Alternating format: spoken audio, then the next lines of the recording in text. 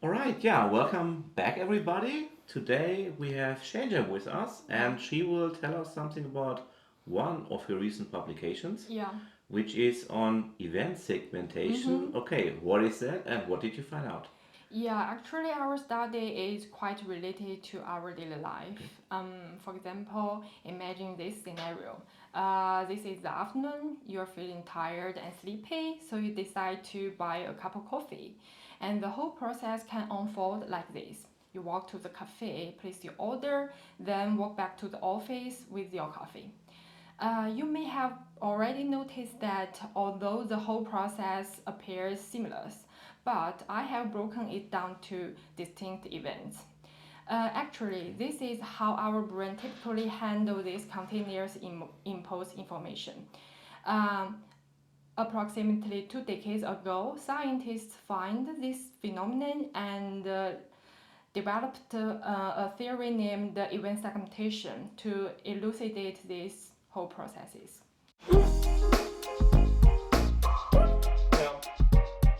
So basically, this event segmentation theory is about two main mechanisms, you may say. Yeah. So the one is that you, during your life, you acquire some world knowledge, so you know how things are going on and how Mm-hmm. situations usually evolve and happen to be. Yeah. And when you are confronted with a situation, you always or and continuously compare what you expect to happen with what is actually happening. Yeah. So there's a continuous comparison process, and when everything goes fine, then you keep it in the same segment of events. It is the Mm-hmm. same episode.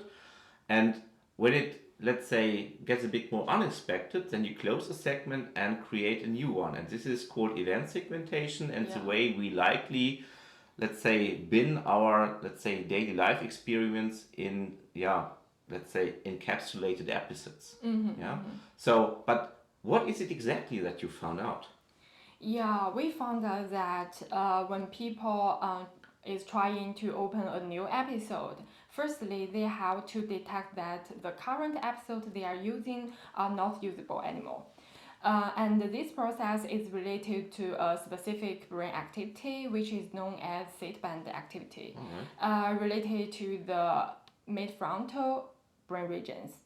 And then they are trying to grab another new episode and model it. Also, through a specific brain activity known as alpha band activity, which is related to the left right frontal and the left parietal brain regions. While the new episode is holding there, then another specific brain activity emerges, which is known as beta band activity, related to the both left and right frontal regions. So this means that there is a hand-in-hand catalyst of brain electrical processes, which is essential to the event segmentation processes.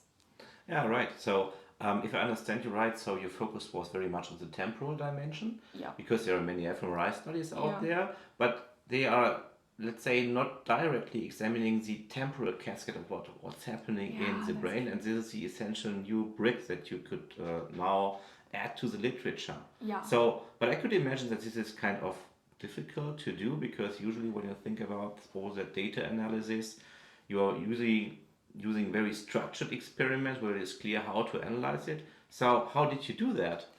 Yeah, actually, this is the point. Usually, the EEG is recorded by the settings where you can know all the stimulus when they will come and the timing is already know. But this is not our case because in our study, every participant have a different pattern from the stimulus in the movie. So we have to find a way to detect these meaningful segments, then compare them.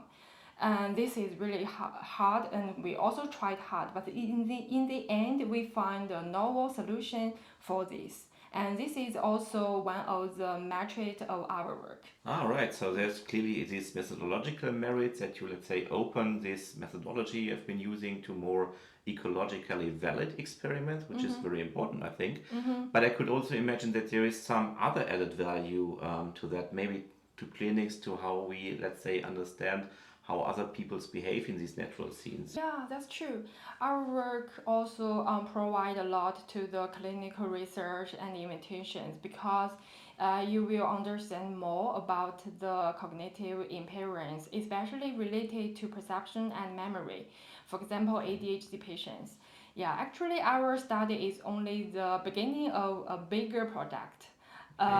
There are also many interesting results related to ADHD patients, but I won't tell that much now. Yeah. All right, okay, I see. So there is some other data getting out of the press, so to say, Yeah.